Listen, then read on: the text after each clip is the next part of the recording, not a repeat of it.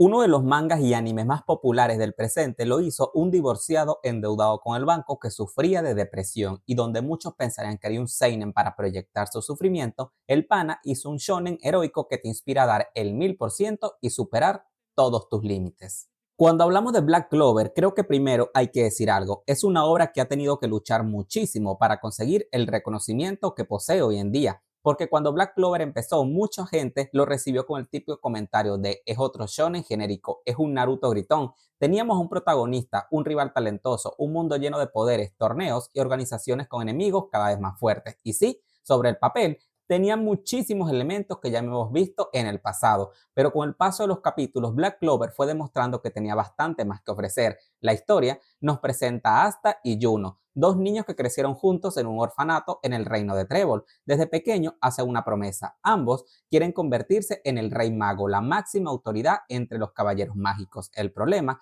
es que los dos parten desde lugares completamente diferentes. Juno es un prodigio, tiene una cantidad de maná impresionante, consigue un grimorio de 4 hojas y desde muy joven demuestra tener un talento extraordinario para la magia. Hasta en cambio, no tiene absolutamente nada de magia. Y esto es importante porque en el mundo de Black Clover la magia no es simplemente algo que algunas personas pueden utilizar. La magia forma parte de la sociedad, determina tu posición, tu prestigio, tus posibilidades y hasta la manera en la que los demás te ven. Así que hasta empieza la historia siendo prácticamente un cero a la izquierda, pero precisamente por eso funciona tan bien su personaje. Asta no acepta que su falta de magia determine su futuro, entrena su cuerpo hasta el límite absurdo, desarrolla una fuerza física increíble y termina obteniendo un grimorio de 5 hojas que contiene una espada capaz de anular la magia. Y ahí empieza su camino. Asta termina entrando en los Toros Negros, probablemente uno de los grupos más queridos de toda la serie. Y aquí Black Clover hace algo que parece muy importante. Consigue que un grupo enorme de personajes secundarios realmente se sientan como una familia. Tenemos a Yami, que básicamente es un capitán que parece haber sido diseñado para decir cosas completamente absurdas mientras manda a sus subordinados a situaciones en las que probablemente deberían haber muerto.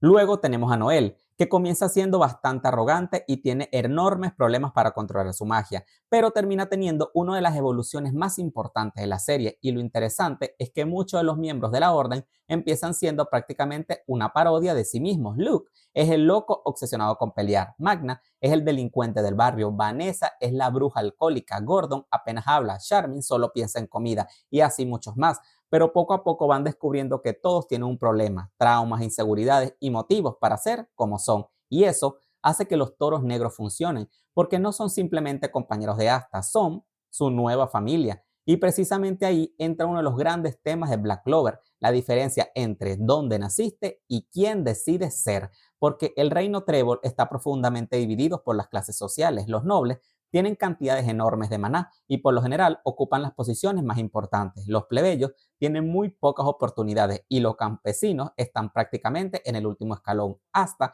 es un caso extremo porque está incluso debajo de ellos ya que no posee magia.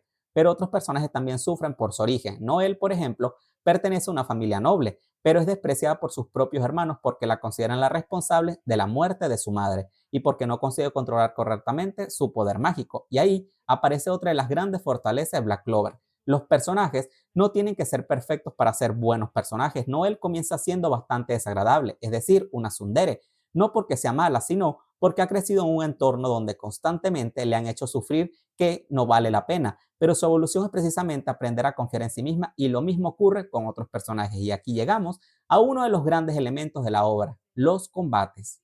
Black Clover es un manga que disfruta muchísimo haciendo que las peleas escalen hasta niveles completamente ridículos. Primero, tienes a alguien lanzando una bola de fuego, luego tienes a alguien capaz de destruir una montaña, después aparece otro personaje que manipula dimensiones y cuando crees que ya has llegado al límite, Tabata dice, bueno, ahora vamos a meter demonios y ver qué sale. Y ahí empieza completamente la escala de la historia. Uno de los principales grandes momentos es el arco del ojo de la Noche Blanca. Lo que parece ser simplemente una organización enemiga termina teniendo conexiones con el pasado de los elfos y el pasado de la misma historia. Y aquí aparece Patrick, uno de los antagonistas más importantes de la primera gran etapa, o la parte uno para ser específico.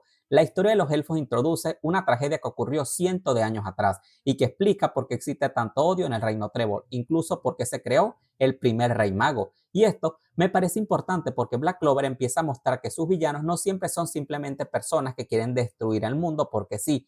muchos están reaccionando a una cadena de odio de hace mucho más tiempo. Y después llegamos al reino del corazón, donde conocemos a otro sistema mágico completamente diferente. Aquí entra Lolopechica, una reina bastante peculiar, y conocemos mejor personajes como Undine, un espíritu elemental, pero sobre todo aparece una amenaza mucho más grande, la Tríada Oscura del reino de Pica. Y ahí tenemos a Dante, Vánica y Zenon, cada uno relacionado con un demonio de altísimo nivel. Dante está relacionado con Lucifero, Vánica con Megicula y Zeno con Belcebú. Y esto lleva a Black Clover directamente a una de sus mejores etapas, porque ya no estamos hablando solamente de rivalidades entre caballeros mágicos, estamos hablando de una guerra que involucra a varios reinos y a demonios. Y aquí también tenemos algunos de los momentos más importantes de personajes como Yami, Nash, Noel, Asta y los demás. Nash, por ejemplo, es un personaje que llega prácticamente a la nada y termina siendo importantísimo. Es el vicecapitán de los Toros Negros y tiene una relación muy particular con los demonios. Además,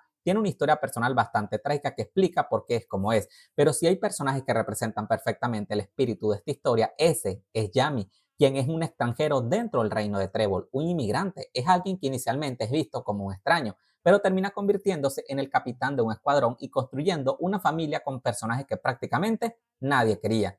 Yami tampoco es el típico mentor perfecto, es irresponsable, amenaza a sus subordinados, hace bromas absurdas y tiene una obsesión bastante preocupante con mandar a la gente a superar sus límites, pero cuando llega el momento importante confía en ellos completamente, y esa frase de superar tus límites terminó convirtiéndose prácticamente en el emblema oficial de Black Clover. Y sí, puede ser exagerado, a veces muchísimo, pero funciona porque la serie realmente intenta demostrarlo. Asta no gana porque sea el elegido, Noel no gana porque sea una noble, Magna no gana porque tenga más poder que su enemigo. Muchas veces ganan porque encuentran una manera de superar sus propias limitaciones. Y uno de los momentos perfectos para explicar esto es Magna contra Dante, porque Magna sabe perfectamente que no puede competir directamente contra Dante en poder bruto, así que hace algo completamente diferente. Utiliza su propia magia para igualar temporalmente sus cantidades de poder y termina demostrando que un personaje considerado mucho más débil puede derrotar a otro que lo comparaban con Dios. Esto resume bastante bien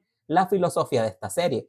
No siempre importa quién tiene más poder, importa cómo utilizas lo que tienes. Y luego está Asta y su relación con Libe, porque durante mucho tiempo la antimagia parece simplemente una habilidad extremadamente conveniente, pero posteriormente descubrimos que detrás de ella existe una historia muy triste. Libe es un demonio que nació sin poder mágico y que fue despreciado incluso por otros demonios, pero termina llegando al mundo humano donde conoce a Lisita, la madre de Asta, y esta revelación cambia completamente la interpretación del personaje, porque Asta no solamente tiene una habilidad relacionada con los demonios, sino que su propia existencia está conectada con uno de ellos, y la relación entre Asta y Libe termina siendo mucho más interesante. Son dos personas que han experimentado el rechazo y que terminan encontrando una especie de familia el uno en el otro. Y después llegamos al reino del trébol, donde las cosas comienzan a complicarse todavía más, porque aparecen personajes como Julio Novacrono, que desde el principio parece tener un papel enorme. Julius no es solo un personaje secundario más, sino que es el rey mago. No tiene esa personalidad fría y distante como normalmente le esperarías de alguien de su posición. Él es ultra carismático. Es literalmente un adulto emocionado por descubrir nuevas magias. Además,